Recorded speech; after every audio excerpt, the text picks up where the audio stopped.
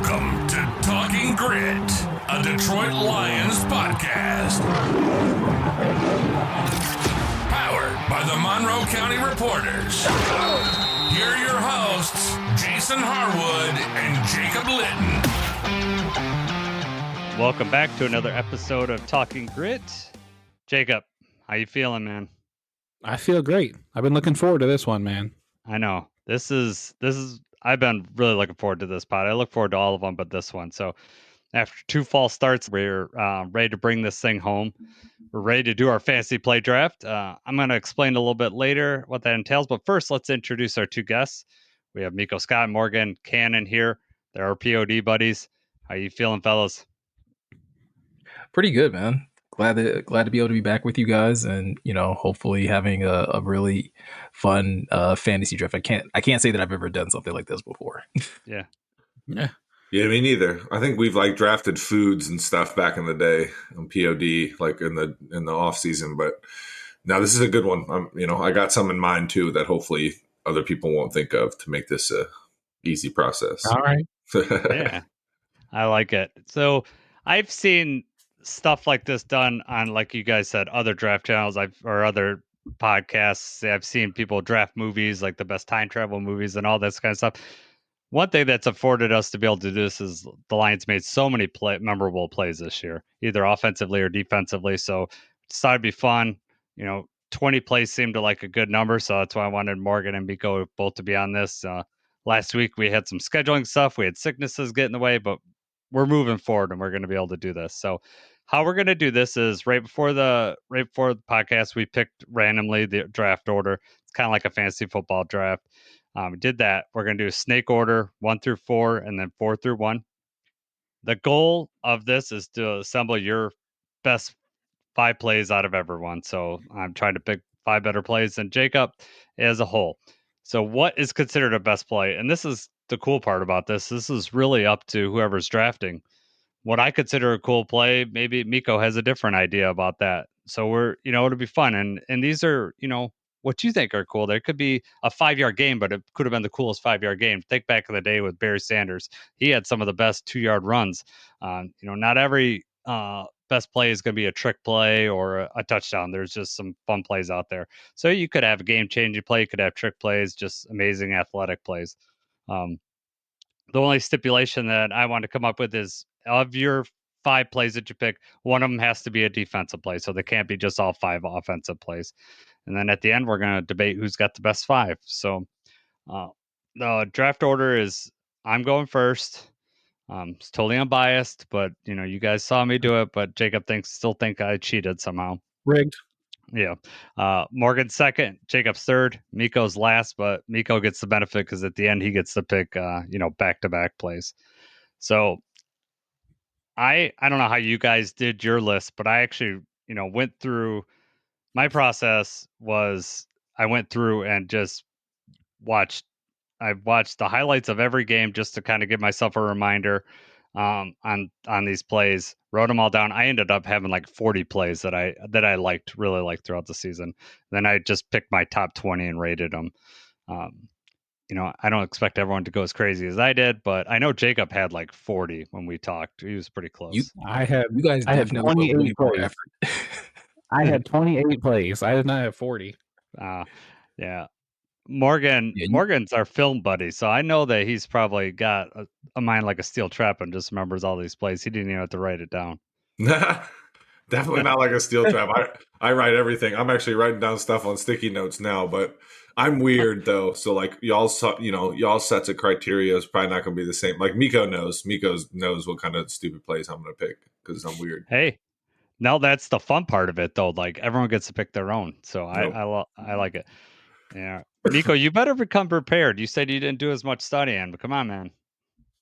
I didn't. I'm gonna be so honest with you guys, because we got so far removed from the season. I'm kind of like Morgan, where if I didn't write it down, which I did write down the plays that I'm picking, but I got to the point where I'm just there's just too many. There's too many plays to remember. 17 games, and this offense was humming for a really large chunk of the season. There's no way.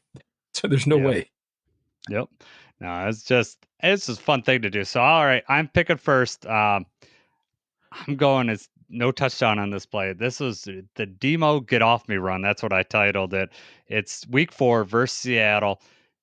Demo catches a pass from Jared Goff, steamrolls Witherspoon, and then just goes on to run for 40 yards. That is my favorite play of this year. I just loved the attitude on it, and just the fact that he almost gets tackled 3 or 4 times and then just kind of runs and then does a dead leg at the end just to kind of showboat a little bit and then runs out of bounds. I love that play.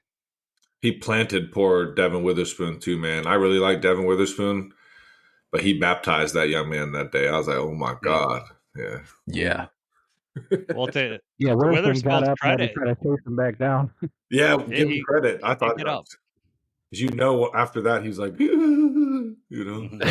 been there. He tried to catch your breath.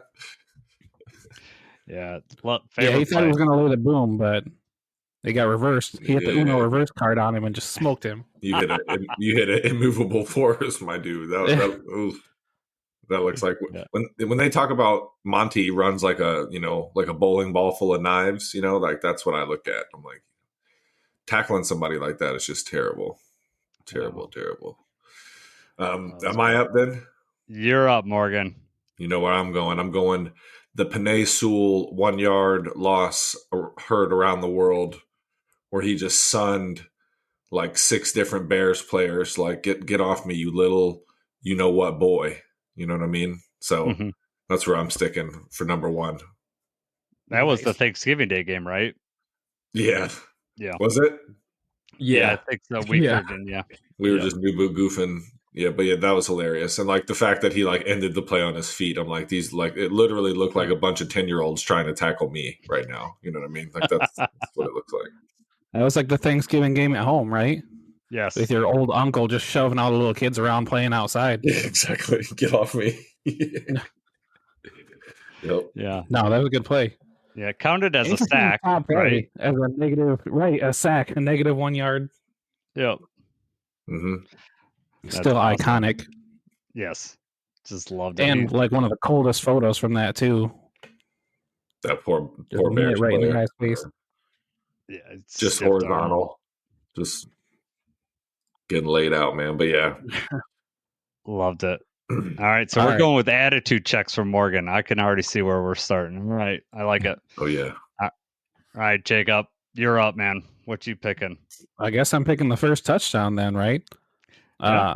I'm going the stumble trick play against the Bears. All right. The fake fumble. The announcers even thought that they thought Gibbs fell down. That was a bad exchange or whatever. Just, it was an awesome play watching live. I knew right away, that they did that on purpose. Obviously, it looked obvious, but then to hear them talk about it afterward, and I like that.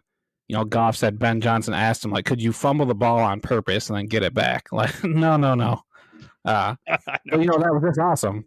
The thought that went into that and everything the week ahead, and then be able to pull it off flawlessly. That that was my favorite play. Plus, it just embarrassed the Bears, so gotta love it.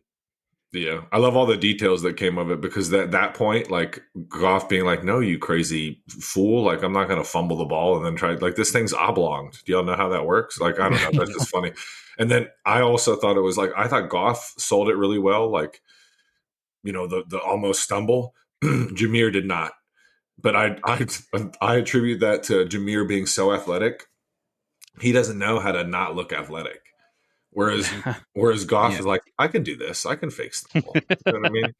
Jameer's like, what? How do I? Yeah, it was just funny though when you watch that back, especially on the All 22. You're like, yeah, Jameer's in a lot of commercials, but we got a little bit to go on the acting front, in my opinion. I like that. Even the sideline gets in on it because they all yell fumble, and it just tries to sell it even more. Mm-hmm. All right, Meko, you're up. Your first one of 2. All right, so my first one of 2, I'm going to go ahead and take, I believe this was like the only special teams touchdown of the season, and I'm going to go with Khalif Raymond's punt return TD. Nice. Khalif is somebody that I think like sometimes gets like forgotten on as far as like his impact on the team. And while he may not be like the most dynamic punt returner to ever play the game, like anytime you get to see a punt return TD, like it just you start like the excitement just kind of builds. And that Tennessee game, when like the offense wasn't quite getting the opportunities, and it was really just like a special teams type of game, that touchdown like was so huge. And just being able to keep the momentum on the Lions side. So I got to go with that one for my first pick. I had that high on my list too. I really like that it's the starting defense that's out there like during this punt return, and then you got like Aleem, Terrion, Kirby out there trying to block. Like it's just it looks dysfunctional, but for it to come back like that was an awesome play by Khalif. That whole game was hilarious, man, because I was sitting there and they kept kicking the ball to him, and it was like the third time. And I looked over at my boy who also like knows football really well and coaches and all that, been around the game forever. And he was like, "You don't think they're going to kick it to him again?" And I was like, "They might." And then they kept doing it, dude. I was like, "This is crazy." I was like, it was the weirdest game, and our offense had the ball for like never, but you just kept on. Like it was like I think we had a couple big turnovers that game too, if I'm not mistaken. But yeah, it was just that was a funny game. But yeah, I love that pick. Shout out Kali Freeman, man. Always going to be a Leaf fan. Goff had 83 yards passing in that game, and we just totally blew them out. Was it 49-6? It's the weirdest game. Like it was, bro, by far. Shout out to their special teams coordinator though, because that guy. You know what? Let's keep kicking. Like after the second time I get burned by, you're not getting the ball again. Like you know what I mean? Exactly. Right. We are not doing this anymore. We've established we can't get it right. We're punting this ball out of bounds, or we're kicking it back through the end zone. Dorsey also had a huge kick return in that game too, so it wasn't just Khalif. Mm-hmm. I mean, their special teams was just horrendous. Bad. All right, Meko, you're next. You get to go next. So I'm gonna take one of the JMO end around type of plays. So I'm gonna take the one against the Commanders. Okay. Yeah. Again, anytime you see JMO like turn the corner and he gets to just like run along the sideline, like I just automatically know it's 6. Like it is one of the most beautiful things that the Lions did last year was like continue to get him in space, continue to get the ball in his hand when he's already got a head of steam. And then it's just see ya. So I'm going to take the one against the Commanders. It's one of the few bright spots from that game. And so, yeah, I'm going to go with that one. And I love that was right after the pick 6. Yep. So that was when Goff was out. Teddy Bridgewater's back there. Things are looking kind of rough. Yep. Quick turnaround from JMO. It was a weird. And it's like it was a quick moment where you're like, oh, is Teddy Bridgewater going to be the quarterback that brings the Lions back in this game? And no, Goff was back out there like the next series, but still. Yeah, he was in the blue tent for a minute though, because I know Jason, you can see down the sideline, can't you? Yeah. So we can see. My wife has the binoculars. She knows that's her job. I mean, Meko sat with me, so he knows. Yeah, you can see, and so yeah, he was in the tent for a second though, so that was nice to see him score. I was like, thank goodness, man, because we needed a little, get right. Yeah. All right, Jacob, you're up. All right. So I'm going with the Seahawks game, the Amon-Ra touchdown pass to Jared Goff. Another little trick play there. A good throw by Amon-Ra just right over the linebacker. Don't know that he meant to do that on purpose, but it looked that way. And then Goff with a good catch. I mean, just a good play. Monday Night Football, prime time and everything. Like, it was just awesome. Goff with the late hands. Presenting the hands late, and it was overall because that linebacker spazzed. Meko, was that the game you went with me? Yeah. I was gonna say that was that game. Like I predict there's gonna be a lot of picks from that game because there were so many just big plays from that game. That's true. Yes. Yeah, that's a good point. Yeah, that's when. Yeah, we already got 2 from that game, and I. Not to give anything away, but yeah, that's probably the most representative game. I think, Jacob, you and I picked earlier our favorite game of the year, and this was, I didn't go to this one. I wish I would have been at this game, but certainly was watching that on TV, and this was just a fun game all around. Yeah, this game was a lot of great moments. That game was like, I think that was first black jersey game. Yep. Mm-hmm. And it ended up being a butt And kicking, like by the end, like they never really got close. They were consistently down like 7 to like 17 points. So that was nice. All right, Morgan, you're up. All right. So I am going to go with another Jamison Williams touchdown, but this one comes against the Jacksonville Jaguars. And it's because of what he did when he crossed into the end zone. Yes. yes. I'm a simple man. If you pay homage to Marshawn Lynch, I'm going to love you. And when he did that, I was like, this man is hilarious. And I just, so yeah, I'm going to go with that one, bro. That was he caught, it was a crosser. I think it was like a trips crosser, like concept where he was running the drag against the grain, and he knew he scored by like the 40. Yeah. Yeah, because he started hot dogging it like pretty early, like in 25. typical JMO fashion. Yeah, like he's high stepping all the way there, and then just for the dive, the grab, like it was. I knew he was getting fined. Like the minute he jumped, I was like, "That's a fine." Yeah. He's honestly hilarious, man. So The NFL finds him, but they used it like as the cover in their YouTube like highlight package for that week. Yeah. That was the cover. Like, how are you going to find a man and then use it as like it's ridiculous. Yeah, I thought that was And the ridiculous. precedent had already been set. Yep. Yeah, it's funny when you mentioned that, like he's hot dogging around the 40. Him hot dogging is still faster than like probably 75% of the league. It just looks like he's running slow, but it's just comparatively speaking. Effortless sprinter. Like when Meko said that earlier, like I'm a big fan of just getting him the ball in space, having a couple of those installed every week because good things happen because he is one of the faster people on the planet.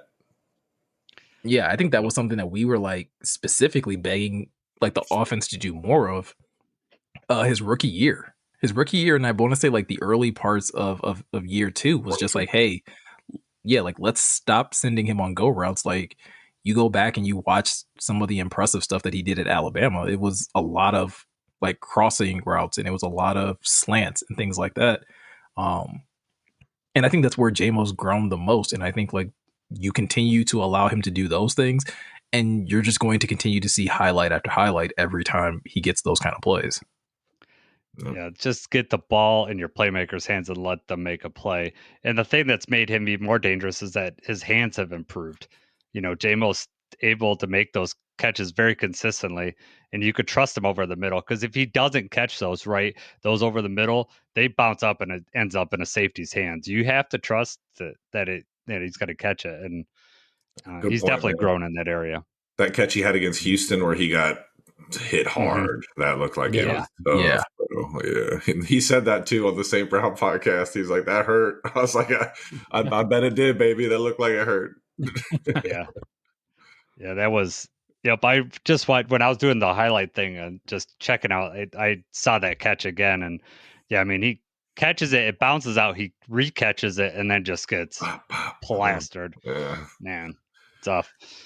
All right, I'm up. I'm going. So there was like 5 hook and ladder plays this year, right? I'm going with the very first one. I'm going with the original. The original this season. I'm going with the Arizona. It was week 3 Arizona. Passed Amon-Ra, flips it over to Gibbs. I liked it. Lions were up 13-7 at that time. This was right before half. We scored touchdowns. So not only was it an awesome play to watch, it actually really mattered in that game, scoring right before halftime. So that's where I'm going for my first of my 2 picks here. I like it. Yeah, that was one of them. The fantasy stats. Gibbs 0 catches, but 20 yards and 1 receiving touchdown. Yeah. No, that was a great play. Yeah, no, I think like that was the play. That was the trick play that like kind of kicked off early in the season where you're just like, okay, they're just trying stuff now. Like this type of stuff you shouldn't be able to do. I think we did an article for Pride of Detroit where we kind of like listed our best plays, or like we had to pick our best play. And I'm pretty sure I picked all the hook and ladders. I was like, I don't want to choose all of them. Like they were all perfect. They all worked, which again is just like, I think I even said it in my blurb was like, I don't think you could get this to happen in Madden. Like, in all honesty, like I don't think you could run 5 or 7 hook and ladder plays consistently throughout a season and get them all to convert every single time. I know. It's like the perfect and combo running them with like St. Brown being the one who usually is like doing, because he's just such a, like people don't think like, but like ball handling is a thing in football, like, you know, especially quarterbacks, like when you hear coaches talk about ball handling. But yeah, St. Brown's just such a wizard with that stuff. And then you just have Jameson, who's a spark plug, and it's just a good combo. Or Jameer, you know, whatever you want to do. Yeah. But I I'm think, wondering. like, even go ahead, Jason. Go ahead, Meko. No, go ahead. I was just gonna say, like, even still though, like I said, I can't remember if it was 5 or 7, but like that many is ridiculous. Because I think we've talked about this before, Morgan, you and I, in regards to like some of these trick plays, like it kind of like takes away from like preparing your defense, because it's like once they've done it once, you're like, okay, great, they'll probably never do it again. And if they do, it'll probably be like desperation, type of situation. Once they run it twice and once they run it 3 times, then it's like, okay, like, no, we literally have to like talk about this as a defense, because anytime Amon-Ra catches it on a curl or a slant, there's the possibility that he's going to pitch it. And no team ever figured it out. Like, there's not a situation where they ran that play and it didn't work. Yeah, it's just unnatural as a defender. I know, like for me, and it's been a while since I played football, but you you think about it, you're like, it's just not something you're used to. You're like, they're not going to pitch that ball. It's not something you're used to. I wonder. Stuck in the mud like that. Exactly. Yeah. It's just too fast. You can't do it. No, and exactly, Jacob. It happens so quickly, and then before you know it, someone like Jameer or Jameson's running the other way when you were just. There's no way. You're like, all right, well, right. We'll get to the sideline real quick here. It's a very copycat league, so you wonder if next year you're going to see a little bit more of it. I mean, we saw in the Seahawks game week 4, the Seahawks ran like a lateral play where they threw it across the field. It didn't look like a hook and ladder play. And I think of I'm sure there was some throughout the leagues. I saw the Patriots run it too, but it's a copycat league. The Lions were so successful with it. You got to wonder if that's going to happen again. But, you got to have some talented people running it, or it's going to end up on the ground and you're going to look real stupid. Yep. That's the key. Absolutely. All right. I get to pick my next one. I'm going to go with the first defensive play of this draft. And I'm going back to week 4. I struggled between this and the Kirby pick 6, but I'm going with the Kirby Joseph end zone pick versus Seattle. I know it didn't score a touchdown, but that was just a pretty interception. It was an awesome play on the ball. That's what I'm going with. So I'm going to get my defensive play. I'm going to go with Kirby, an end zone pick. They were all like end zone picks early in the season. Then he started, picking them off during the field. But if I'm going to leave someone else to pick 6, because that, if you're going to pick your defensive play, I'm sure that's on someone's list. But I'm going to go with. He high pointed that ball. He looked like a receiver in that play. I could watch that play over and over again. One of those plays that makes you remember why Kirby was originally a receiver at Illinois. So because he really does. The ball skills are crazy, man. Good pick. That's a pretty one. Yep, I like that play. All right, Morgan, you're up. I'm gonna go Kirby monsoon pick. Against the Packers, because that felt like the death knell. I was like, oh, they're screwed. When I was that was one of the few games, me and Sarah just watching at home, because that was Sunday night, wasn't it? Yeah. No, it was a 4. No, it was Thursday 4 o'clock. The Packers game was a 4 o'clock game. Tom Brady called it, because that was Branch got thrown out. Tom Brady called it. It was a 4 o'clock game though. Yep. Okay, yeah, that's what I'm going to go that one though for the Kirby pick 6. That was a beauty. That felt like the death knell too. I was like, oh yeah, these dudes are done. One of the few times that Kirby blitzes, like gets behind the line of scrimmage, and it's just perfect timing. Mm-hmm. Yeah. I remember Kirby said he scored the touchdown. He didn't know what to do afterwards. He was just so excited. He couldn't believe they picked him off right there. And also, like you said, it was a monsoon. He gets to the sideline. If you watch the replay, he like steps really close because he does not want to fall on on the sideline there. It was slippery, man. You could even tell when he was celebrating, he was trying not to bust his what. Yep.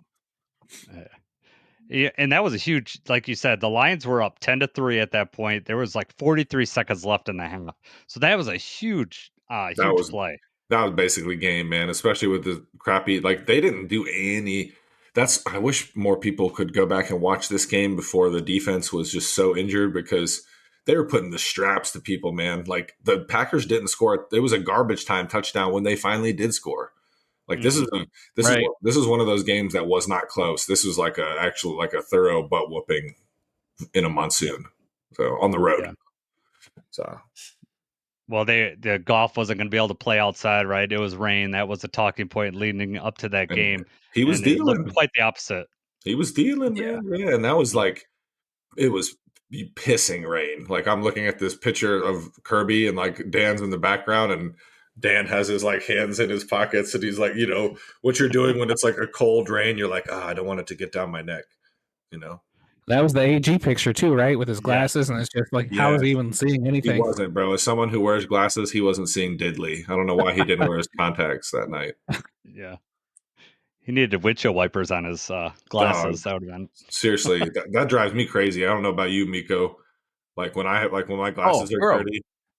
It's the worst part of having glasses. Yeah. Like I ain't doing this. When it's cold or when it's rainy. Yeah. Easily the worst time to have glasses. Oh, what about COVID when you were wearing a mask and then it would like go up underneath your mask and then it just fog your glasses up? That sucked. Yep. And with a beard, like my mask just like sits like this. It's weird. It's weird, bro. Yeah. I'm with you. All right, Jacob, you're up. You're all right. Pick. I'm going with the Commanders game. Sam Laporta with the diving touchdown in the end zone. Jared Goff falling down under pressure, getting the ball out. Sam Laporta diving one-handed catch. Just an amazing catch. Something my kids still like recreate now. Mm-hmm. Oh, like that one was beautiful. I was like, I was excited, but I was like, all right, let me see the replay to see if he completed the process, because that was in our end zone. And I looked up on the Jumbotron and I was like, oh no, that was a catch the whole way. Like a no doubter. I was like, oh, this man Sam Laporta is so saucy for a white tight end from Iowa. You know what I mean? Yeah. He really is. Especially in a year like last year where like he had a really slow start to the season to the point where like, and it wasn't necessarily like his fault, right? Like it just like JMO was going off those first few weeks. Banged up. Laporta was banged up, yeah. Laporta was banged up, and it just like everybody else was clicking, and so it just like, man, like when are they ever going to get him involved? And once he started like rolling, like somewhere like in the middle of the season, I want to say like in the middle, but like probably like 4 weeks into the season, and it was just like, okay, there's Sam. Mm-hmm. Yeah, he's a dog, man. I love Laporta, but yeah, that great pick, Jacob. I honestly, that game feels like such a blur. So yeah, right. That was the toughest one to go back and watch, but I had to watch that Sam Laporta catch. Goff breaking out, I thought he was just, and I'm still not convinced that he wasn't partially throwing that ball away, because where he threw that, I mean, you could not count on Sam Laporta making that catch, but it was a beautiful catch. Yep. Yeah, 100%. All right, Meko, you get back-to-back picks here. What you going for in your first one? I'm feeling pretty good. Like I get nervous, having to like wait this long to get back to my picks, but once I get to pick back to back, it's like, okay, I'm in a really good spot. So I'm gonna go ahead and take my defensive pick.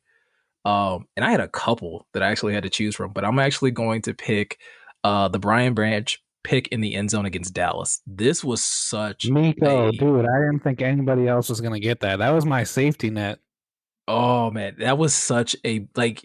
If you want to like describe Brian Branch in a play, I think it's that one, right? Like he's so intelligent. He's so self-aware of where he is on the field, what the opposing offense is going to do. And to be able to come off of like the man that he was covering to fall back and get this interception. Because I believe Dak threw it to CD and he thought CD was open. And for Brian Branch to just fall back into the zone, be able to pick that off. It was, like I said, it's the perfect way to kind of describe Brian Branch as a player. You got to see his intelligence, his playmaking ability, everything, all in that play right there. Unbelievable. It's like I compared it to like when you're playing Madden and you see that you got the guy open, and as soon as you hit the button, the computer just like all of a sudden changes direction and jumps it and picks it off. It's exactly what that play was like. As soon as the ball left his hand, Branch was right on it. It was just an amazing play. You don't see like defensive backs make plays like that often, right? Like, and if they do, it's usually like a mistake on like the quarterback's part, right? Where like maybe they left too much air under it or something like it. Dak made the proper read. I feel like he still threw it at the proper time. He just wasn't expecting Brian Branch to have the athleticism to be able to stop in his tracks and be able to like basically backpedal or dive backwards to be able to make that interception. Like, that's so difficult to do when you're playing DB at that level. When he did that, I was like, that's some Ed Reed stuff, man. Like, yeah, stuff quarterbacks like. I guarantee you, when he did that, Dak Prescott went back to the sideline. Was like, man, this man bailed off of a cover 2.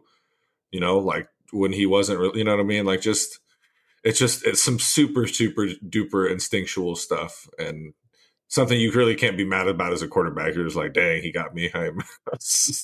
yeah. I mean, beyond all that, what you guys mentioned, but I mean, the game was still in question. I mean, it was very early, and I think the Cowboys would have taken the lead, I think, at that point early in the game. I mean, it ended up being a blowout at the end, but like it's like plays like that just shift the momentum if you believe in that type of thing, which I do. And it was a huge play. And I think that was like the first of his 2 picks in that game. I think BB got him twice. Because he had one later. One, he almost brought it back. He was so mad when he got tackled. I remember watching that on the. Because that guy made a really good tackle, to be honest with you, and it was like right at the goal line, man. But yeah, BB was hurt. He thought he had a little pick sixer at the end there. Right. Yeah, Kirby had one in that game too, but Kirby's was just an easy one. Cooper Rush just threw it up, and it was like the easiest interception KJ ever had. Yeah, exactly. All right, Meko, back to back. So you're on number 2. What you got here? So I'm sure I'm probably going to annoy some people with this one, but I'm going to go with Jahmyr Gibbs' 70-yard run against the Titans. That one, man, I got to get a Gibbs pick in here, and we've already talked about the Titans game, right? Like, it wasn't a ton of offense, but I believe that was a play. I think that was like the first play out of half, and the Lions got the ball, and it was literally like first play. And it was one of those things I remember, like the broadcast, and they're kind of like talking like, hey, maybe if the Titans can get some stops and it's like literally handoff 70-yard touchdown. And it was like, all right, yeah, like never mind. Like they just don't have an answer. And obviously like Jahmyr took off later in the season once, Monty kind of went down and he really put on a show like those last couple weeks. But that play in itself just shows why the Lions felt so comfortable drafting him where they drafted him. Like, see the hole, explodes through it, and it's just not touched. And it's 70 yards down the sideline. Easily the best running back, easily the most talented running back that the Lions have seen and had since Barry Sanders. And Jahmyr continues to do it like week in and week out. No doubt. That DB had an angle on him too, and he just didn't expect Jahmyr to hit R2 that hard. You know what I'm saying? Mm-hmm. Like, and he just You know what DB it was, Morgan? It was was it Quandre? It was Quandre. Oh. Yeah. It was like a bad angle. I was like, yeah, that was yeah. He tries to undercut. Quandre comes up, tries to undercut like behind the cornerback, and Gibbs is already gone before you just don't know how fast he is until he's already by you. It's just too late. Yeah. And he turned it on, and you could see, whoops, see ya. Yeah, the thing about Jahmyr in those situations, because he's done this so many times, right? Obviously, like 70 yards is the longest, but he's done this on so many different plays where like he doesn't need like a toss or need to be out in space. Like he will run in between the guard in the center, the guard and the tackle, and his ability to not break stride, right? Like his ability to literally, like people talk about this in football about being able to put your foot in the ground and get north and south. Jahmyr does it as easily as anyone I've ever seen in the NFL, right? The only player that I can think of that probably did it maybe better is Jamal Charles, who like once the Lions drafted him, like that's who I compare Jameer to because he did it so effortlessly, and that's what makes like he's already fast, but when you don't have to shift gears, when you don't have to throttle down, like in a situation where Quandre is such a heady football player in the right position, but because you have to, you as a defender have to break down to be able to try to tackle him, and he's still going full speed, like you lose every single time in that situation. Right. Yeah, It was, man. I liked someone did like the Sonic thing with the he picked up the coins or whatever it is. The rings. Like, and it was like during the game. Like these people that could edit videos are insane. But yeah, it was like the perfect video. And I know there's one shot of like behind Jameer where it's a whole line of Titans just kind of running behind. You just see like 7 Titans running in the same line, and Gibbs is 5 yards beyond them. Great pick, Meko. That's one of those Right. ones. That was a great play. It's coming towards our end zone, and like early, like as soon as he like Quandre took that angle, I was like, he's gone. And then he's just so fast, man. Yeah. He's so fast. I think that was the game Laporta was mic'd up too, and he was like, "Good golly, he's fast" or something like that. I was like, "Yeah, he is." Good golly. Yeah, he said some crazy Nice. stuff, but yeah, he That is the most Iowa exactly. Yeah. I think I've ever heard in my life. I started dying. I was like, "That's pretty good." Good golly, he's fast. Morgan, you mentioned it. It's so much fun when they're running right towards you when you're at the stadium, right? It's the You got that best, angle man. and you can see that. I love it. And you could like when it's JMO or Jameer too, like early on, it's a score typically. You're like, "Oh, here we go. Come on." Yep. Yeah. Yep. Scream at the top of your lungs. I love it. Yep. All right, Jacob, you're up. This is your 4th play. All right. I didn't want to have to pick multiple from the same game, but I got to go with JMO's 82-yard touchdown against the Bears. It was 13-0 already at the end of the first quarter. It's early second quarter when that happens. The drive's just starting off. JMO's just so fast. Another person, makes it look really effortlessly just to beat 2 defensive backs back there. Stumbles just a little bit and then just, recovers and he's gone. I think that was the longest play we had this year, right? Yep. Mm-hmm. Yeah. Had to pick that one. And I think the other thing that makes that play so impressive is the over the shoulder aspect of it. And specifically because it's JMO, right? Like people might be like, well, wide receivers catch the football over their shoulder all the time. You don't understand how much JMO struggled with that. The ball tracking. Mm-hmm. Yeah. Yeah, like his ability to track the ball over his shoulder had been a true like Achilles heel in his game. And to see him do it in that moment, in like the way he did, I was jumping out of my seat when I saw him do it, because it's just like, that's where you want him to be. And if he's able to do that consistently, like the Lions are going to have a really tough time paying everybody, but JMO's really going to command money. Mm-hmm. Mm-hmm.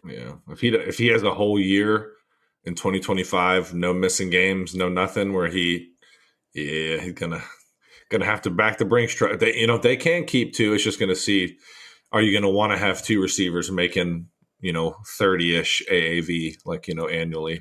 It's a tough conversation. Yeah. Hopefully we're having that though, because if we are, that means the Lions had another crazy 2025 though.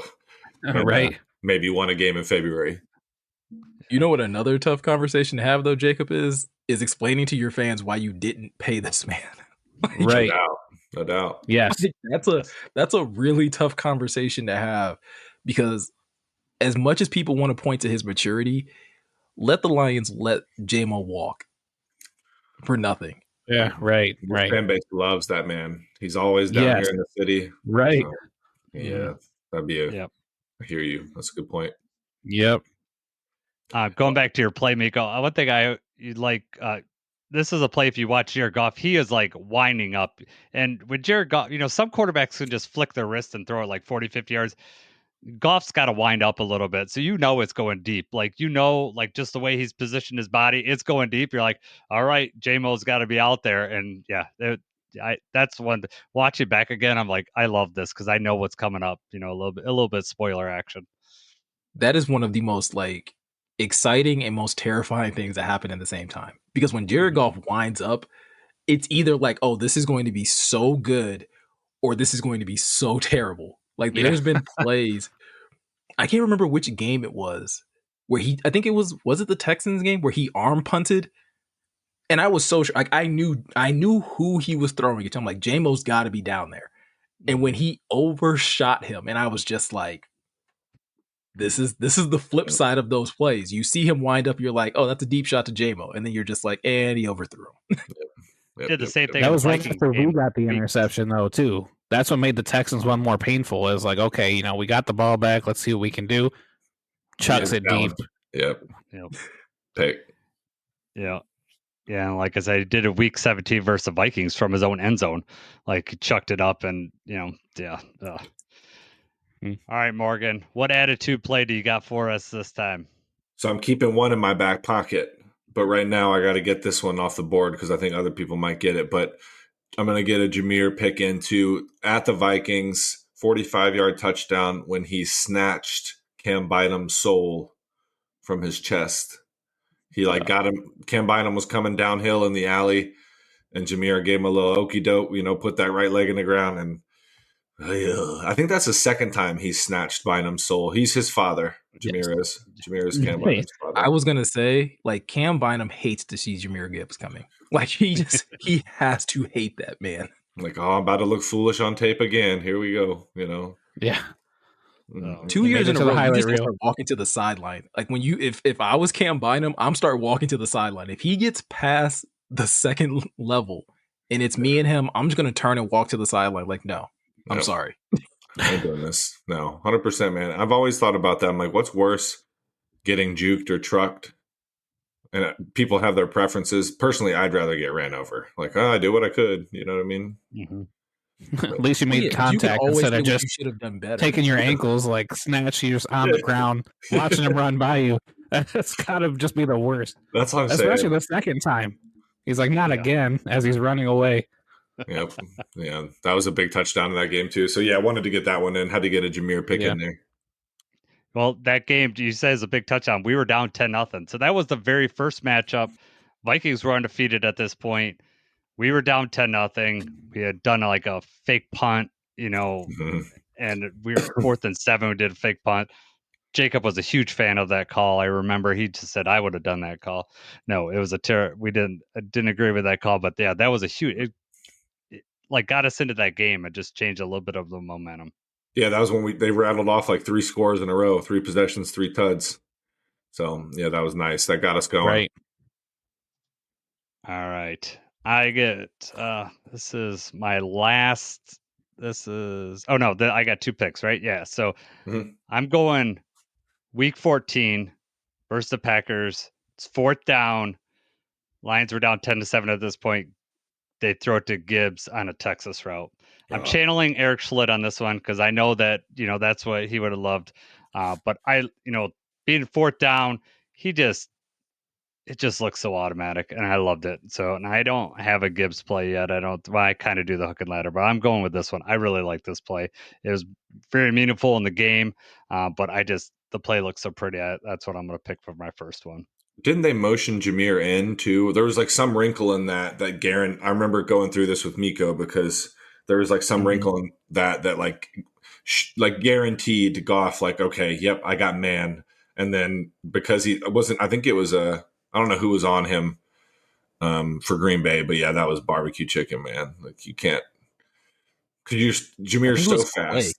Oh, it was Quay Walker. You're right. I think it was too. Yeah. Oh yeah. Even better. Good athlete too, but yeah, sorry, Jameer on a Texas route, like it's almost not guardable. Yeah, that was 4th down too. That's why I loved it. It was 4th down. Good call. I think we scored multiple 4th down touchdowns in that game. It's one thing that Dan Campbell plays Jedi mind tricks on Matt LaFleur, and Matt LaFleur just always goes conservative, and Campbell just makes the calls and gets it. All right, Meko, Morgan, I have one play. I'm afraid this is going to be your play that you were, banking on, but I'm taking it. This is the demo carried by the offensive line with the Cardinals in Week 3. Was that your play? No, that's a good one. Uh, I like okay, that. good. was a good Well, one. it's up on my list. I'm staying true to my board. So I wanted to pick that play, but I was afraid, basically, what you said, that you had something in your back pocket. So good. I'm glad I didn't take your play. But talk about, when we talk about plays that encapsulate your team and just like express your team. This is it. Demo gets the ball. He's already a tough runner. He gets picked up, and the offensive line pushes him for 8 more yards. So he had run 8 yards to that play. Cardinals pick him up, and our offensive line just pushes him another 8 yard. And Demo said he was smiling the whole way. His face was funny Great up play. there when they when they zoomed into his face when he was like at the he was up there too, man. He's only like 5'10". He's not super Yeah. tall. I So know. yeah, I thought that was hilarious because I've never been a running back. Just So getting a ride. yeah, just like Yeah. woo, that's hilarious. I like that. Yeah. Just just fun play. I know it's just 16 yards, but I love that play. No, yeah, it's our All right, favorite. Morgan. What's your play in your back pocket that you've been holding on to? So if you don't know, Meko and I were big Brian Branch people on that channel. So even when he does a bad, I still love him, still got to rock with him. So I'm going with the BB, quote unquote, unnecessary roughness, whatever he got fine with there, Okay. and the double bird. Because I was like, he's such a quiet, like nice kid. And for him to hit the double birds, and you see it all the time around the city now. Like I'll be in Meyer, and there'll be like a middle-aged woman wearing like a Brian Branch double bird shirt, and I'm The like, T-shirt, yeah. yes, I love it. So yeah, and then he was so funny after he was like, yeah, I apologize. That wasn't me. I'm like, listen, man, you don't gotta apologize. And then everyone was posting it, like the whole defense was posting it. Yeah. Bro, I got a great shirt out of it. Yeah, It's awesome. Yeah, that bear one. Yeah. Yeah. Meko does have a dope shirt from that. I need to get something like that with that on it, to be honest, because I love that moment. But yeah, I'm gonna go with the BB double birds. Nice. Oh, that was good. It's a bullcrap ejection, right? Yes. Yeah. Yeah, dude, he kills me. Yeah. That's so funny. Yeah, Tom Brady did not agree with that call either. He didn't want to see him ejected, and that was scary in that game too, because you're like, oh man, probably our best defender at that time, because Hutch was hurt, and then they took him out. It was so early. It was a close game. Still really early before we started. Putting that belt to what. So yeah, I was mad, man. I love Brian Branch, and he's such a good kid too. Like, there's no like precedent. That's why I was so bothered by it. I just that felt very reactionary for me. Mm-hmm. So very 4 o'clock prime time, or not prime time, but fair, 4 o'clock national game type feel. Like, oh, we got to make this call. And Lambeau too, man. Y'all, that made me mad. Yeah, right. Dumb. It's okay. Ball don't lie. Yeah, right. Because they beat the crap out of them the rest of the way. They didn't do nothing. They got that garbage time tutty like we talked about. Other than that, it was 60 minutes of a butt whooping in the rain. Yep, for sure. It was a joy to watch. It was. Yeah. All right, Jacob, your last play here. All right, my last play. Got to go with the defense on this one. I was counting on that Brian Branch picking off Dak to be there. Meko stole it from me, so I'm going to go with another Brian Branch pick. This one is Week 7 against the Vikings when he picked off Sam Darnold. Oh, he climbed. That was a close game. That was another right. Another.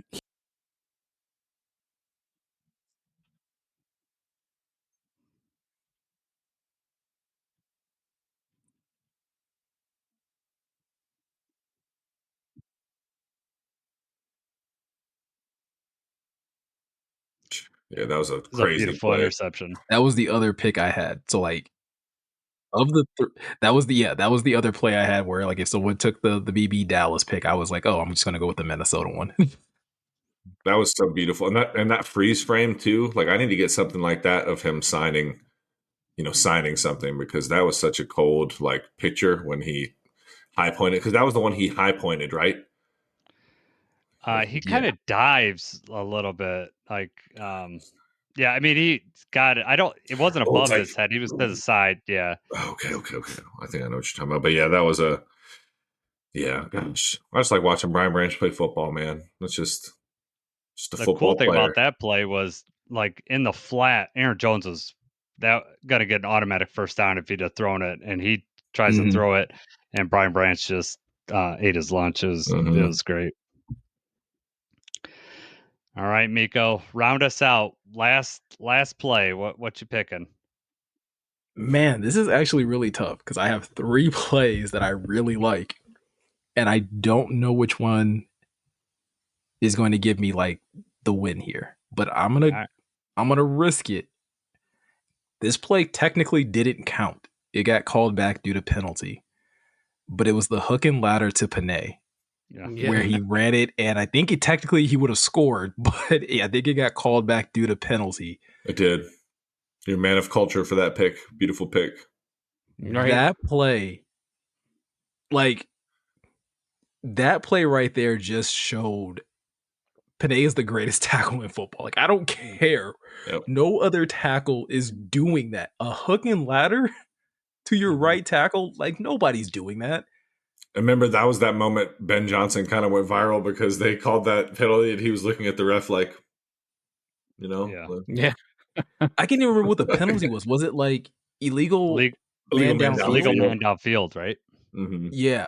But not on Panay, though. It was on someone else's. I think Zeitler, yeah, it was upfield a little bit. I think it was Zeitler. And that's just such an inconsistently called penalty, too, man, because people, Bro, like, that, again, like, that goes to show, like, if that play had scored, that would have been the play of the NFL. Like, forget whatever else happened in the NFL. A right tackle taking a hook and ladder for 6. That's also the moment I knew when I was like, okay, we're out here clowning with the Cowboys. Like, we're not. Yeah. We're just bro, out the here being disrespect stupid. was at an all-time high. Like, I think, I don't know who was calling that game, but they're like, okay, the Lions clearly here are trying to rub the Cowboys' nose in it a little bit. And I'm like, well, whatever, maybe. I mean, and? Yeah, like, exactly. You're welcome. Like, I don't know. That play was just so perfectly timed. I hope we get to see it again. I do too. I want Panay to score a point. touchdown. I want Panay to score a touchdown so bad, man. And against Dallas. Like, I hope it's against Dallas. Yeah, someone I hate. Well, they play Dallas this year in Detroit, so we might, be able to see it. It was around that time because that game was out of hand at that point, and people were like, "You should be running those trick plays now. You're wasting them all." Well, Ben Johnson showed that we got him throughout the whole year, so it doesn't matter. That was after the game. He's like, "The well is deep." Like, yeah. That was a good and I think that was also the game. I think that was also the play that like kind of sparked the Panay Sewell Offensive Player of the Year conversation. We had been trying to. It was just like this man can do everything. He's him. He's the best. Yeah, that's awesome. I like that our offensive lineman made this list twice. Right. 2 different plays, and one of them was a 1-yard loss, and the other one didn't count. Still a great play. All. Yeah, no, it's awesome. So, let's review quickly. We'll review everyone's plays here. We'll start with you, Meko. Meko, you picked.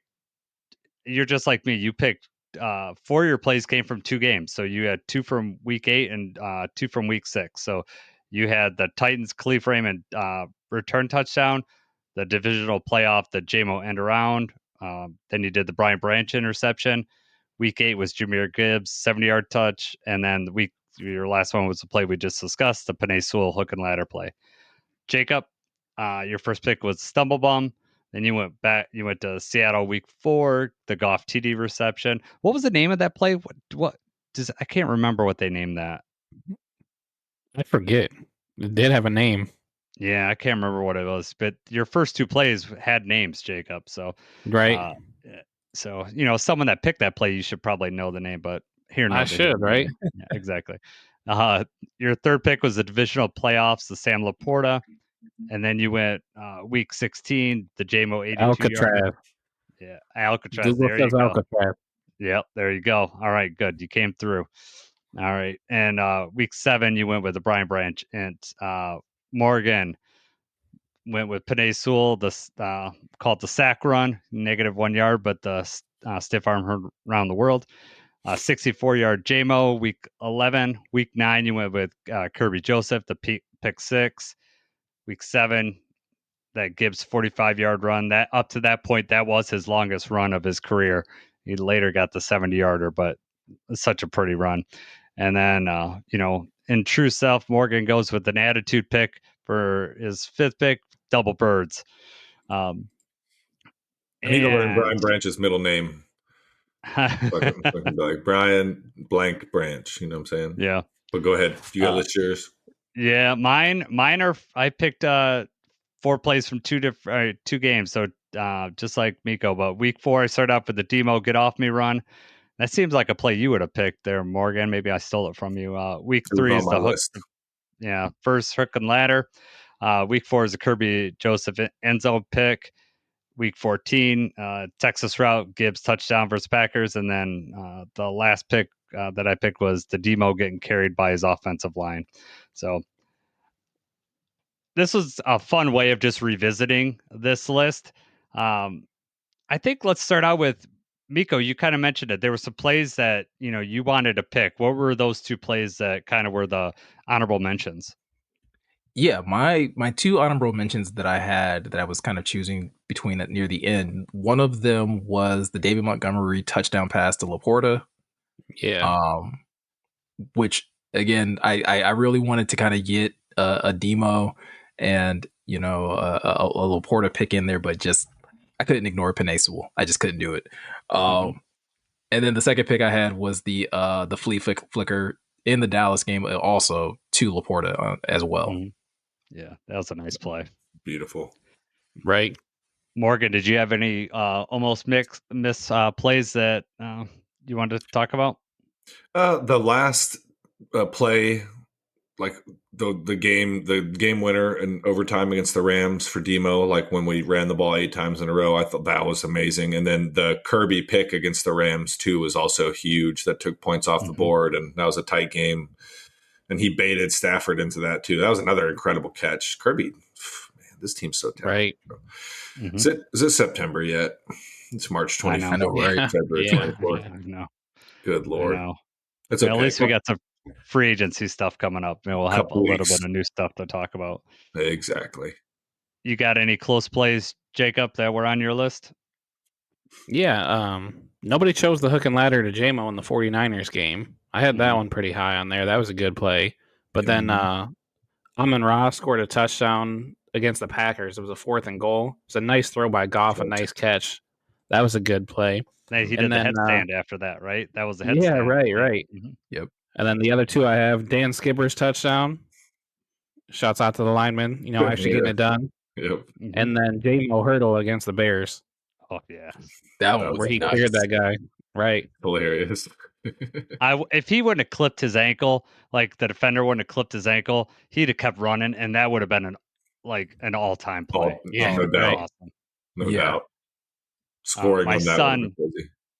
Yeah, my son for Christmas, you could buy like photos of plays or whatever, and we bought him the JMO hurdle, so he has it up in his room, and it looks so sweet. That's awesome. Couple plays that I had on my list that did get picked. Week 15, Goff scrambled past Tim Patrick out in the flat. That was the Buffalo game. I really liked that play. Patrick stuck out at the end zone, just anytime Goff does a little bit of scrambling action, you don't get to see it that often. And when it works out, I love seeing that. The JMO 70-yarder, no one picked that with week 4 versus the Seahawks.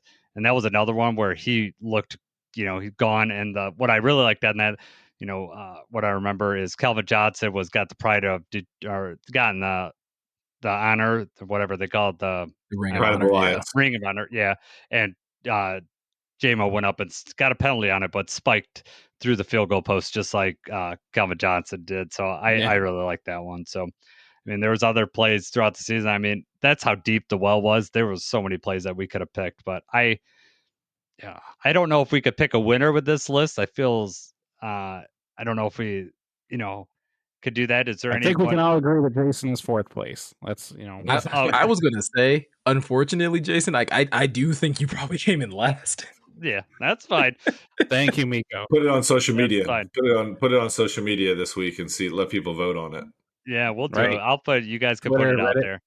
I don't care. They're my plays. This is my play, so Yeah. I like it. It's okay. I at picked a least play where one of our best players got ejected. You know what I mean? yeah, That's and good. Meko Yeah. picked a play that didn't even count. So keep And talking. it was still Meko. awesome. And it was still It Those was. are iconic, right? It was great. Nope, and that's fine. So everyone backing up Jacob. I don't like it. 3 against 1. This is not fair. Yeah. This has been fun. I'm glad that we got to be able to do this and finally worked out. Morgan, Meko, what are you guys working on over at Pride of Detroit? Go ahead, Miko. Man, I was gonna say, man, it's combine week. So I'm obviously doing we have a new, NFL draft prospect series that where I'm basically doing some solo film studies, looking at some of the draft prospects in this year's draft. We have already done 3. We talked about Mike Green. The one that is uploading tomorrow is a film study of Donovan Jackson, the left guard out of Ohio State. And we've also looked at Jaden Higgins, the wide receiver out of Iowa State. So got a couple more down that are kind of lined up. I'm really looking forward to talking about Shamar Stewart, the defensive end out of Texas A&M. He is a big man, big man. So, So you're sticking with potential people that you think the Lions are going to be in a position to draft then, right? Yeah, trying to stick within that vein. And so again, trying to get as many of those done before the draft. And then, like I said, with it being combine week, we'll probably do a video recapping the combine, talking about any prospects that really stood out, during the combine week, because obviously that's going to be a pretty big talking point. Mm-hmm. Right. Morgan, you writing any articles over there? yeah, I've been helping Eric with the Combine preview series where we, highlight, we talk about what the Lions have typically looked for in the past, what, under Brad Holmes, and list some players that we could, people can keep an eye on, and, that kind of thing. So we're doing that. The Combine will be this week. I'm excited because I think we're going to get some more information about, John Morton. We'll hear him talk. We'll hear Kelvin Shepard speak with the media, who's electric every single time he talks to the media. No, I'm excited, man. It's going to be a cool offseason because the Lions are in a position like even more so than last year, where it's just tweaking little things to try to get this right to where they're playing that game in February. So lots to look forward to. Yep. Definitely. The offseason is going to be interesting. Last year I felt going into it was going to be like everyone was on the same page, super positive. I already see with the Myles Garrett stuff that there's some people that are like want to go in all now, and people are flying off the handle. So I try to keep a level head, and I think all 4 of us do about this. And it's interesting to see how some people we're 15-2 last year, and some people feel like we need to do crazy stuff. No doubt, man. I argued with a couple of them last week. I know. We all saw it. My text to you was Sunday morning. Morgan, do you plan on getting any more Twitter fights? Because I want to get my popcorn ready. I was like, man, he made me and Jeremy mad. If you make Jeremy mad, you messed up. Oh, wow. You know what I'm saying? Because he's chill. I'm not so chill, but Jeremy is. Hey, so I feel like Morgan's gonna be the guy that gets in the middle and holds you back. Like, is he that kind of guy? Like, hey, more, and then Is you're Jeremy? the one that wants to fight. No, I'm saying Meko over here is your partner. He's Meko. probably he's he's no, yeah, I'm typically the nicer of the two on the YouTube side of things. So, very much so. Yeah. But he'll let me ride though. He's like, oh, Morgan's just doing his thing, Yeah. I was gonna say, but if you ever see me in the comment section letting Morgan just go off, you deserved it. Like, yeah. I like it. Yeah, check out Meko and Morgan on the Pride Detroit channel. Subscribe over there. It's always good stuff. They're adding stuff that's not on the regular podcast. They're doing, that not on the regular POD channel. So I watch their stuff all the time. Very level-headed, just information, just good stuff during the season. There's film reviews. So yeah, just, do yourself a favor. If you want good Lions content, you can go over there and check that out. So Jacob, anything else before we take off out of here? No, man. I'm ready for the combine too. Yeah. I'm already ready for new. the season. Just come I on. know. I know. Next Yep. week's March, man. Then we're 2 weeks away, less than 2 weeks away from free agency. Have some new stuff to talk about, and then unfortunately, we're going to talk about the draft that's going to be in Green Bay this year. Oh, gross. That don't matter. There's no That's we're gonna gonna. suck. They're not gonna break our record. There's no way. No, never. Hey, shouts out to the other Detroit sports though, because I mean, everybody's on the up, right? Pistons Yeah. won again tonight.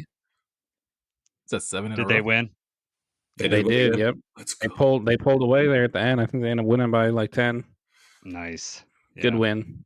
It's a great Yeah. time in Detroit sports. April on the D could be a lot of fun this year. Getting started. Tigers Right, looking right. good. True, man. True. Gets a playoff in hockey and basketball. That was not predicted. Well, the hockey maybe, but the Man. basketball for sure was not predicted to be playoffs. No. So I like this. No. No. This is exciting. So, all right. Till the next time, boys. Let's go Lions.